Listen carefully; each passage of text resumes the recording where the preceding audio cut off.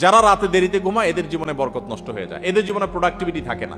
দেখুন, পৃথিবীতে যে সমস্ত দেশগুলো উন্নত হয়েছে, আপনি আমেরিকা বলেন, জাপান বলেন, কোরিয়া বলেন, আপনি ইউরোপ বলেন, পৃথিবীর যে সমস্ত অঞ্চলের যে সমস্ত দেশগুলো উন্নত হয়েছে, তাদের দেখবেন সবার একটা কমন লাইফস্টাইল হলো তারা রাতে তাড়াতাড়ি ঘুমায় পড়ে। সমস্ত উন্নত দেশের সব মানুষদের মধ্যে এই কালচার আছে। সারা পৃথিবীতে যে দেশগুলো উন্নত হয়েছে তারা সবাই দেখবেন সন্ধ্যার পর পর শুয়ে পড়ে। আর আমাদের বাঙালির রাত শুরুই হয়ে হলো 10টার পর, তাই না?